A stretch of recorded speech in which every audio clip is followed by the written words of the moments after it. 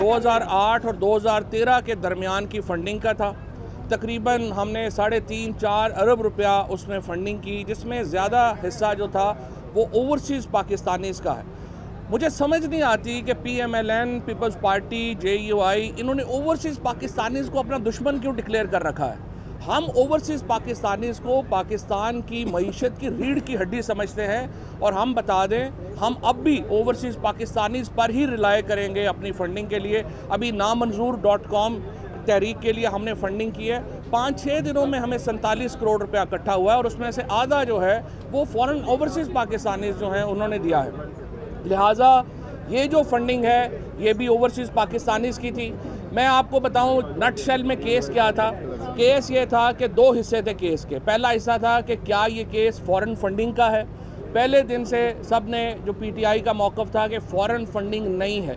आज इस election commission ने, जिससे हमें कोई तवक्को ही नहीं थी, सच्ची बात है, ये भी सारा कुछ करके ये भी इसी नतीजे पे पहुँचे हैं कि फ़ॉरेन फंडिंग नहीं थी। नंबर 2, अब इन्होंने कहा है कि 16 अकाउंट्स ऐसे हैं जो PTI की सीनियर लीडरशिप ने खोले लेकिन वो डिक्लेयर नहीं किए गए।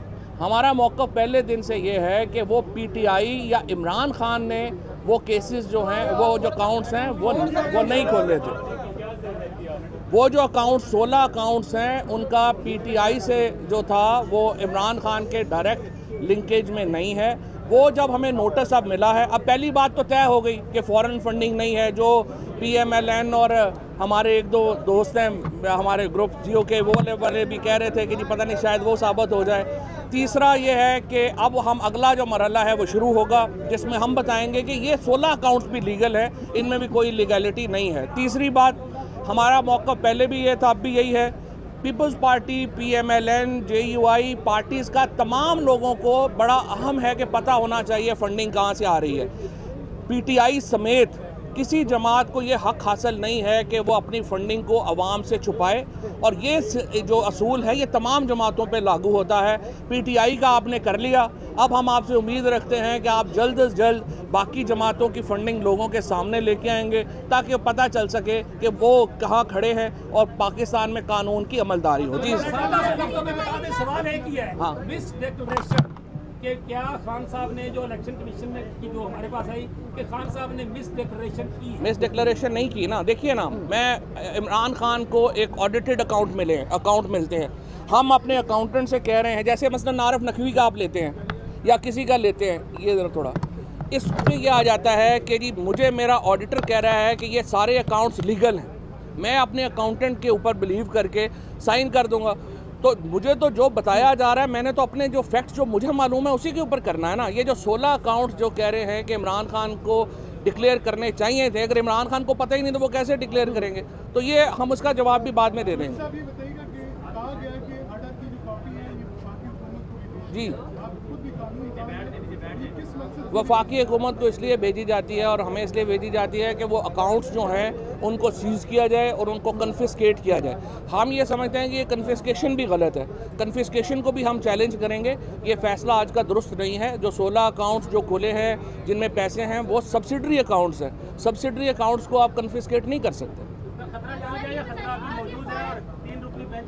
ख़तरा सियासी जमातों को सिर्फ एक होता है और वो ये होता है कि वो अवाम में अपनी पॉपुलैरिटी खो दें।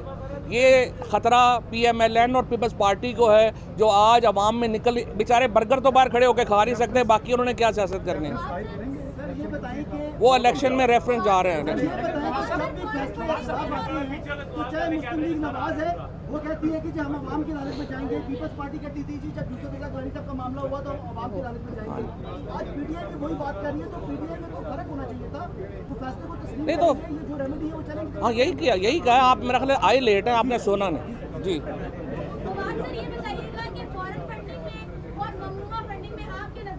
नहीं, फॉरेन फंडिंग में तो ये फ़र्क है ना कि फॉरेन गवर्नमेंट्स जो है वो पार्टी को फंड कर रही हों। जैसे कि अभी फ़ारूक ने और मलिका ने कहा कि आप ज़रा JUI की फ़ंडिंग निकालें ना और देखें कि जो सैफुल इस्लाम कज़ाफ़ी थे वो तशरीफ़ लाए थे यहाँ पे, तो कैसे आए थे और वो क्या करने आए थे। तो ज़रा फजलुर रहमान साहब की फंडिंग जब आप निकालेंगे तो तब आपको पता चलेगा फॉरेन फंडिंग क्या और होती है। एक और ब्रादर मुल्क की बुलेट प्रूफ गाड़ियों के ऊपर और हेलीकॉप्टरों के ऊपर नवाज शरीफ कैंपेन करते रहे। कानूनी नुक्ते की थोड़ी सी वजाहत कराएं। पहले आपने एक आपने सवाल पूछा है भाई। आरिफ नकवी ने ऐसा मैच कराया था जिसमें पेशावर को गालियां दी गई, फैसलाबाद को गालियां दी गई। अच्छा। वही फंडिंग तहरीक इंसाफ ने इनको दी गई। इसके ऊपर आपका क्या मौक़िफ़ है? अखलाक अच्छा, पहली बात तो यह है कि ये जो मैच की तो फंडिंग ही नहीं थी, ना ही वो फंडिंग यहाँ पे आई, वो डिनर की फंडिंग थी। डिनर का कोई जो है वो ऐसा इशू नहीं था। अब मुझे नहीं पता कि ये किसने कहा कि आपको गालियाँ दी गई, गालियाँ देकर थोड़ा फंडिंग दी जाती है। कानूनी नुक्ता जो आपने पहले मैंने सवाल किया था उसको थोड़ी सी हाँ। आपने कहा कि जो ऑडिट करके एक दस्तावेज खान साहब को दी गई उसमें अगर कोई तफसीलात होंगी तो उन्होंने इतनी डिटेल से नहीं पढ़ी होंगी, लेकिन साइन तो उन्होंने किए ना। नहीं पूरे जिम्मेदार सही, तो होंगे। देखिए अगर कानून किया तो वो भी उन्होंने सही, कानून क्या फंड्स आते हैं, पहले डिक्लेरेशन आती है। जैसे यहाँ पे डिक्लेरेशन आई इलेक्शन कमीशन में, आरिफ नकवी साहब ने फॉर एग्जांपल फ़ंड किया तो उन्होंने इलेक्शन कमीशन में भी अपना एफिडेविट दिया, उन्होंने ब्रिटिश लॉ में भी अपना एफिडेविट दिया कि ये कानून के मुताबिक है। उसके बाद दूसरे मरहले के ऊपर आपका जो अकाउंटेंट है वो सारे वो वेरीफाई करता है, उसके बाद वो चेयरमैन को रिपोर्ट देता है कि जी ये वेरीफाइड अकाउंट्स हैं, तो आप बिलीविंग ऑन दिस प्रोसेस आप साइन करते हैं। देखिए बात ये जो मिस डिक्लेरेशन की बात हो रही बार बार, मिस डिक्लेरेशन उस सूरत के अंदर है कि अगर कोई पैसा हमें वसूल हुआ और हमने अपने बैंक अकाउंट्स में जमा ना करवाया, वो जमा है।